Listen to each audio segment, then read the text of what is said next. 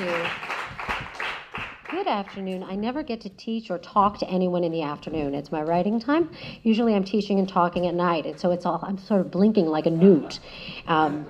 It's very exciting to be here. It's a wonderful organization. Thank you so much for having me, all of you here, and for being here today. We're talking about a lot of different stuff. When we start bringing up issues of recovery and addiction and mental health and mental illness, so many people come at it from so many different places. What I'd like to do is talk about what was on my mind about it when I wrote this talk, but also to open the door to anyone and their comments, their questions on any of these areas: mental health, addiction, recovery, any of these things. So whatever's on your mind, bring it. There are two ways to begin. One could begin, as you know, by stating a thesis and then arguing one's case until one has proved oneself right. Or one can begin with a story. Prior to thesis, prior to argument and case, prior to logic, and probably prior to any known language, we told tales. Joan Didion wrote, "We tell ourselves stories in order to live." I believe she is right. We tell ourselves and one another the stories that allow us to live, that show us and each other how living is done, that give us glimpses of who we are as solitary souls and who we are as a community of 7 billion bodies crowded together on a spinning sphere.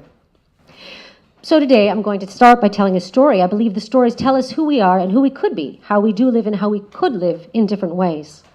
So if I'm going to talk today about disorders of brain and body, addiction and mental illness, and I am at least a little, then I need to tell the stories of recovery, of how we heal the heart and mind. And if I'm going to talk about the reality of recovery, the very real possibility of healing both heart and the mind, then I'm going to talk about the human capacity for change, the processes by which we change, and the fact that we as individuals and as community can change and must. So this is a story of change and transformation, of moving from one stage of life to the next, shifting from one way of being to not being at all, for the woman in this story is dying. We stand on her front step, her son and I.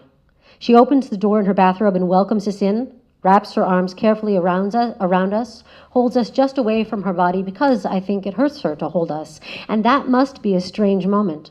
When one has passed through the stages of life, being born, being held, learning to hold another body, learning to hold one's own children and then one's children's children, until one has arrived at the place where the body is tired of holding and wants to lie down.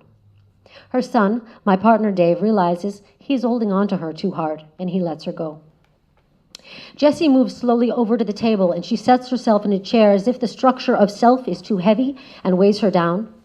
She is thin, her close-cropped hair is white and falling out. She smiles at us and folds her brittle hands in her lap. In the next room, an enormous glass lamp comes crashing to the ground.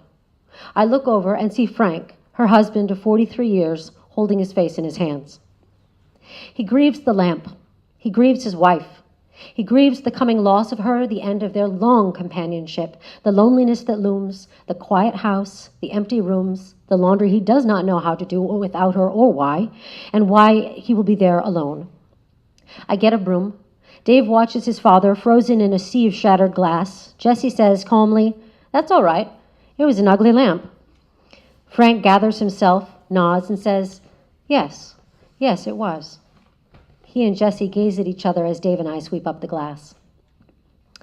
Dave sits down in the chair next to his mother. He leans his forehead on her shoulder, and suddenly, startling me, he begins to sing. He doesn't sing. I do, but this is how he sounded.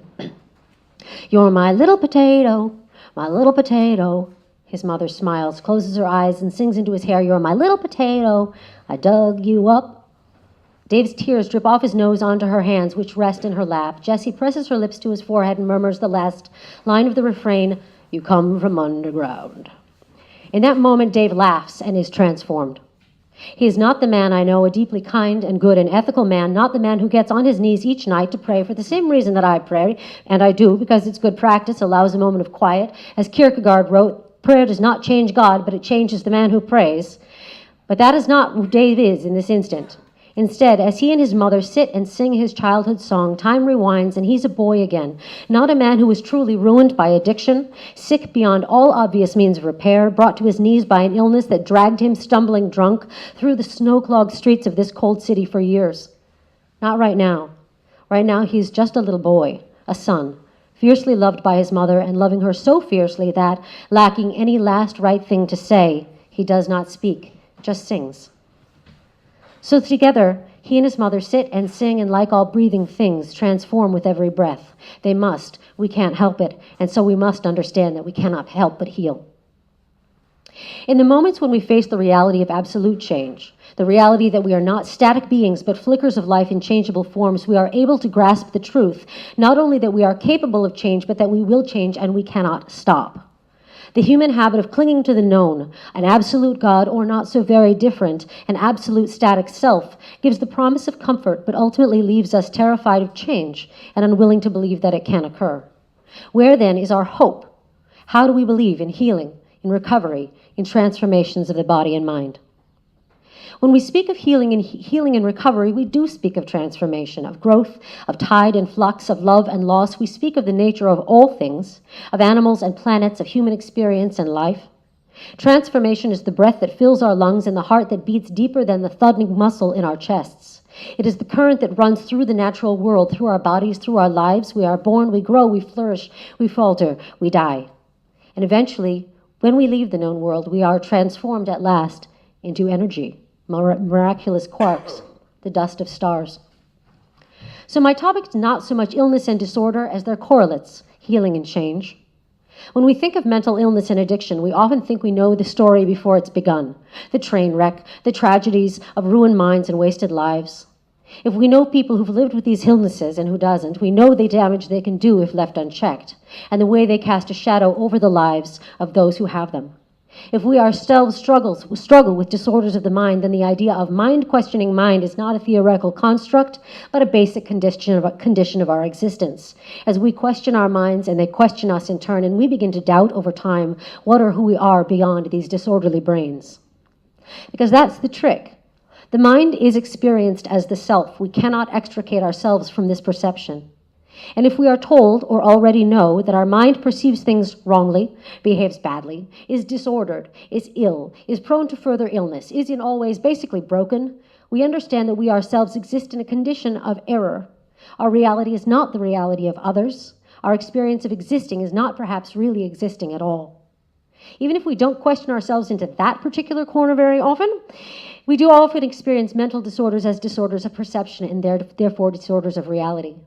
These illnesses spring from physical roots. Technically, the ventricles of my brain may be slightly larger than yours, but in one of the body's more startling weirdnesses, that infinitesimal fact alters perception so profoundly and in such densely layered ways that we cannot, remember what comes after that. We cannot separate an intellectual awareness of physical illness from the experiential sense of a disordered self.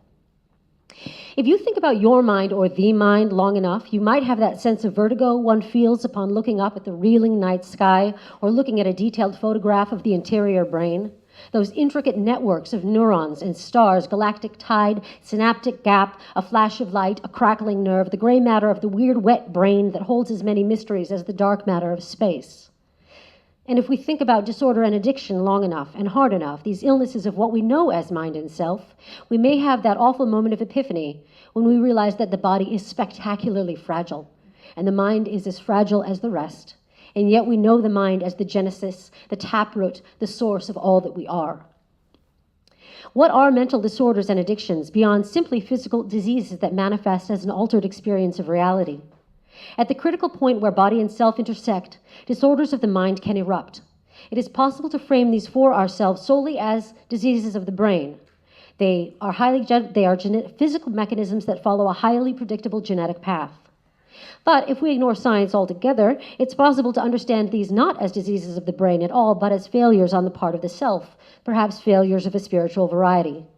Both of these ways of understanding how we as human beings work are essentially deterministic. One sees us as the sum of our parts, body first and only, our lives laid out before us by some predetermined genetic code. The other relies on the notion that there is an other self, separate from and prior to the physical self, a mind that manages the unruly body and can choose how that body feels and perceives. This is the oldest question around, a philosophical conundrum that we can neither answer nor seem to get past, and we gnash at the question of where mind, memory, emotion, sense, and self really lie, like a dog gnashing at a favorite bone. The trouble is that as we pursue that question, trying to map and pinpoint the location essentially of what is often called spirit, and coming up with theories as bizarre and marvelous as the Renaissance homunculus, our pursuit leads us deeper into an infinite regress, further away from any practical answer to questions that become more pressing for us as individuals every day. There are questions for the individual, questions I've asked in some very long nights, like, what shall I do if I finally up and go mad? What will become of me if I can't sober up? Why am I doing this? Am I actually helpless in the grip of what I know is essentially perceptual disturbance, but is real, absolutely real, to me? And why does a simple quirk of brain structure result in what I cannot help but describe as a spiritual malaise? And there are questions here for the community as well. Those questions have historically run along the lines of diametrical opposition between us, you, the sane, and them, us, the mad, and what on earth you should do about us. The incurably sick, the sadly feeble-minded, the embarrassingly weak-willed, even now knowing as we do that addiction and mental disorders are not disturbances of what we used to call character, but rather of simply chemistry, we see them as heavily laden with social meaning and personal significance.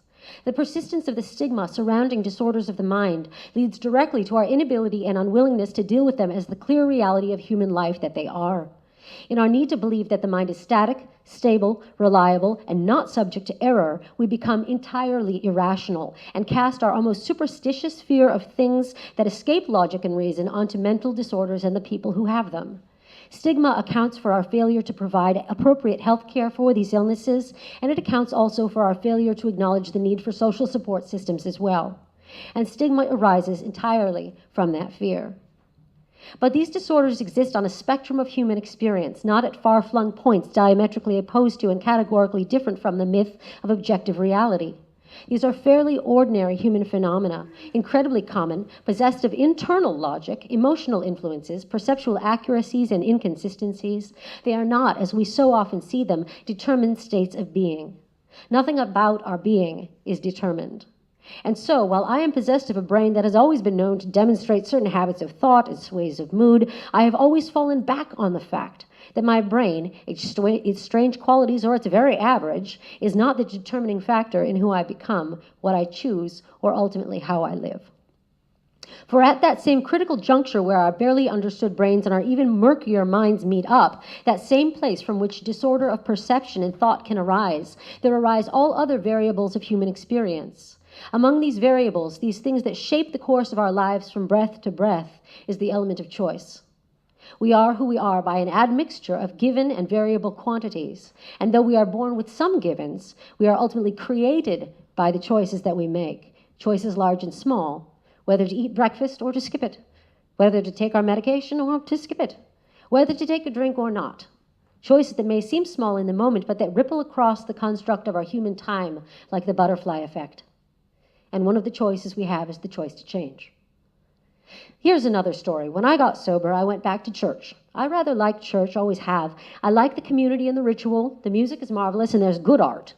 In those, unless you're a Lutheran. Anyone a Lutheran? I'm living in the Midwest these days. No art, no music. In many people sense, in the presence of these things, many people sense also the presence of the sacred, and if not the sacred, then the spiritual. And I do not dispute them on that point. I am just as prone to feel that unfolding sense of awe myself, though, at things I do not understand when I study science or read poetry or hike a very long ways.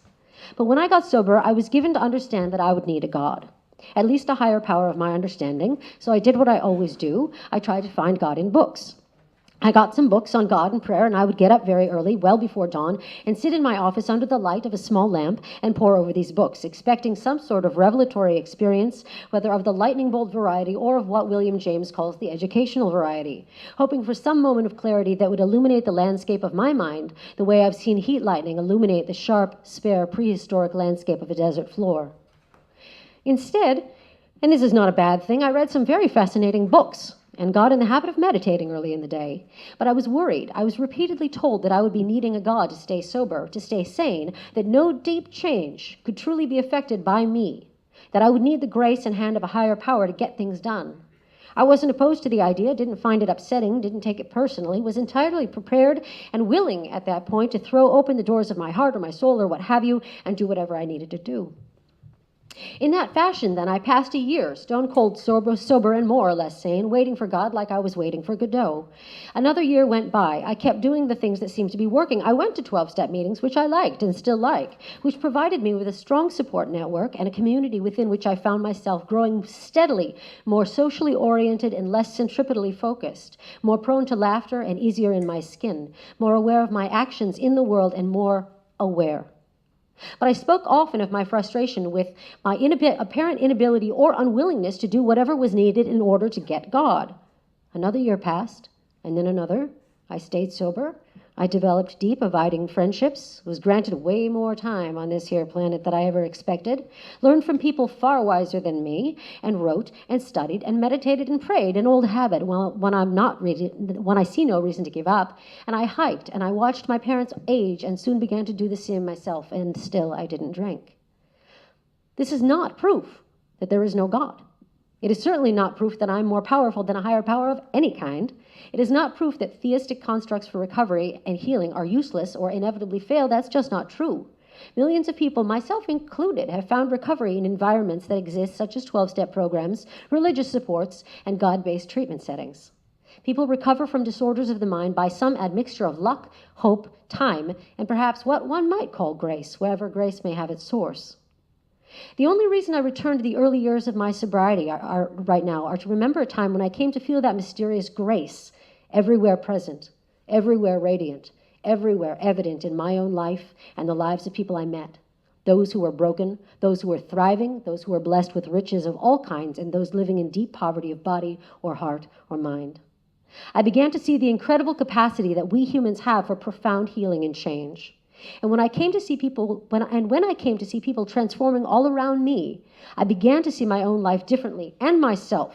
I began to see not a sick woman stepping through the ruins of what her life and mine might have been if she had not been sick, but a woman who had encountered illness, been utterly and absolutely changed by it, and been given the chance, been graced with the chance, let's say, to go on. To move beyond illness, beyond disorder of body and mind, not to a state of a broken thing repaired, nor to a prior state of wholeness, nor to recovery as Lazarus recovered from the dead, not back to a time before she knew sickness, but forward to a time after healing, when sickness had done its work and time had done its work as well, and she herself had been, as we are, always transformed. So how, if we do not live within a theistic construct, do we understand and give language to the process by which we change? How can we understand and believe in the possibility of things like transformation without reference to a personified or simply external force, without returning to the logic of miracles, divine intervention, God? Without that language, we are left at a loss to explain to ourselves what we are, how we become, and change over time. We have need for such a language because it will help us tell ourselves and each other the stories of how we have healed, how we would heal, and how we can. The recovery process is often referred to as a process of spiritual change, and I believe that that is true. It is a period of enormous inner upheaval, with new ways of thinking unfurling like opening ferns, and new ways of seeing ourselves and our world emerging from the ambient mist of our minds. There is a seismic perceptual shift when one realizes that one does not have to live in sickness and disorder until one dies in that solitary hell, and that is the first and most essential thing that one realizes. One need not go on living in hell. One can leave. And one cannot go on living in the solitary confinement of one's own mind. One must live in community. And by the forces at work in that community, one changes and learns to create healing change. We do not live in a world that welcomes strangers, and all of us are strangers here. The reality of mental disorders and addiction is at best misunderstood, at worst willfully ignored. As a culture, we pretend these disorders do not exist and do not require the efforts of us all at our peril. This culture is at a crossroads, many crossroads, but this is one, truly not knowing in ways never historically anticipated what the human animal actually is, or is capable of, or is vulnerable to. Not knowing what is self and what is mind, whether there is such a thing as innate self, or whether we are, as Nietzsche wrote, body entirely and nothing else. And at this critical moment, we are cultivating disorder and addiction like they are lovely, intricate hothouse flowers. Even as we foster the growth of disorder, nihilism, self-destruction, excess, imbalance, denial, and waste, even as the outer reaches of the known world come within reach and then, astonishingly, once again expand, Even as we insist we have come to a new and enlightened understanding of what human beings are and can do, it does not look like enlightenment to me. We are becoming a creature of oversaturated selves, disconnected, alienated, estranged, growing ever more trapped in our isolated, hermetic spheres of flickering image and light. In this virtual age of what used to be known as the soul, we do not know what the soul is. We do not know what reality is. We do not know ourselves or one another very well at all. How, in that context, do we heal? Consider the possibility that order and disorder, illness and health, are points on a spectrum existing primarily of time and natural law. Given time and the nature of things generally, human beings strengthen and grow weak, deepen into illness, and move inevitably toward health. I think of the principle known as time's arrow, which describes the nature of entropy, the only physical property that moves in one direction only, forward. Time's arrow describes an inevitable arc of increasing disorder, as disorder itself strides toward its absolute form, perfect disorder, the condition where all things return to the peaceful, quite orderly nature of chaos, and perhaps things all have, for all we know, returned to the place where they began. But what does this have to do with the question of recovery and healing? We need to take that question up, as I believe we ethically must, for the sake of ourselves, our society, and our own sanity. Then we are going to be faced with a question of individual choice. How much do we have in relation to disorders of the mind? How can we know what those choices are and what answers are ethically right for ourselves and our relation to the larger world? And how can we take that knowledge into a life practice that connects us to community and allows us to contribute to its wholeness and health? For a very literal example, do I have a choice about my proclivity to addiction? No. No more than any of us have a choice about our proclivity toward anything genetically linked. Do I have a choice about whether I engage in the practice of addiction, whether I feed it, and what I do about it? I do. Just as we have the choice about whether we feed our instinct towards feelings that do not serve us or the larger world. Do I have a choice about the structure of my brain that actually makes my physical self prone to swings of mood and turns of thought that are experienced as originating in myself? No, I don't. But I do have the choice about whether I practice things that nourish the health of my mind or that deepen the disorder of my brain. Then that's the question. How are we as individuals able to tap into choice and into some perhaps greater wisdom as we seek to heal? We do not always have a choice about all things. Free will, as the old philosophers would have had it, is in a pure and unadulterated form, does not exist. Not so long as perfect free will is still housed in these imperfect animal bodies that so utterly shape how we feel and perceive. We do have choices sometimes about some things. How, in the context of physical disorders of the mind, do we tap into that capacity? There are ways I can think of. We can choose to be connected, to be mindful in our actions, to care for our physical persons, to facilitate wellness in our bodies and in our communities, rather than to feed illness, to care for ourselves and one another in simple ways, to look beyond ourselves and our immediate needs, to the wisdom of the deeper, more interconnected self, so that we have the freedom to make choices that are emotionally healthy, socially responsible, and ethically sound. We do not always have the choice to be healthy. We have the choice, though, to create and nurture a space in ourselves for health. We do not have to be subsumed by illness and disorder, even as we acknowledge the reality that sometimes the intersection of mind and body gets very indistinct, and we are required to pause for a moment and wait before we can make a right choice about how we should live. This acknowledgement that we are both bodies and minds, that they are integrated and prone to both illness and health, that we do have the choice to make health possible, is a spiritual practice in itself. It is the humanist practice of acknowledging reality, respecting it, and it is done in self and in community. Acting in community, we must make better choices than we have. For at this time, we are frantically wondering how we can heal even as we work against our own health. We are demanding to know what can be done for those people who deal with sickness of the mind, but we barely understand that sickness is at work in our own bodies and lives. Here is the second to last story I will tell, and the last one's quite short. I spend several nights a week with homeless kids. I have for years. I go to the shelters and read to them. Mostly I'm there so that they can sit on me. They need a lap and I need to be useful, so it is a symbiotic relationship of mutual regard. I go with my books and they climb on me and I read and they interrupt with questions and I answer until they're done with their questions, and then I read and they interrupt and they pull the pages out of the books and gnaw on the corners and pull on my hair and fall asleep on the floor next to me sucking their thumbs. Many of these children have led highly peripatetic lives, and constancy is not something with which they have a lot of contact, so I try to be a constant. I'm reliable as rain, arriving with books precisely at 3 p.m. for reading time. They accost me at the door and drag me in and keep me there until the dinner bell rings at 6. I began working with homeless kids more than 20 years ago when I was just beginning to heal, really just at the cusp of healing, still in the shadowy penumbra of illness. I had answered an ad in the paper for someone to provide childcare at the shelters in the afternoons. Don't ask me why. I don't actually like children very much. I've only been doing this because I have to. What I had then were these things: a simple and not uncommon desire to do something vaguely useful with myself. That very faint stirring of hope that from the wreck of my life I could forge that useful thing. I had a whole lot of free time, and I had a really inordinate number of books. So I gathered up my books and off we went. On one of those first afternoons, when I'd been working in the shelter only a few months, I closed the book I was reading and said I had to go. I gathered my things and tried repeatedly to peel one young Timmy, aged about 4, off my leg. Timmy held fast and would not be moved. I dragged him like a barnacle through the shelter, explaining to him that I would be back the very next day, just as I always was. He scowled, looked fierce, and would not be moved. Finally, getting desperate, I said he had to let go or I wouldn't come back because I wouldn't have left. But I think the logic of my point escaped him because he only heard, "I won't come back." He let go of my leg. He walked calmly away from me over to the door. And then he turned around, ready, this is not church, kids, turned around, dropped his shorts, and peed in all directions to express his opinion of my plan, or of me, or the world that was not being very good to him that day. Some days we do not have the words. Some days we need to make our point known. How does healing take place that day? Timmy healed something in me that I did not know was broken. He made me see the human spirit. I'm going to call it spirit for now.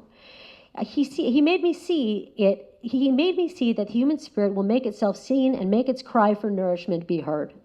And I don't know whether it was his need for connection that kept me there all night that night, reading to him until he finally fell asleep, or whether it was mine.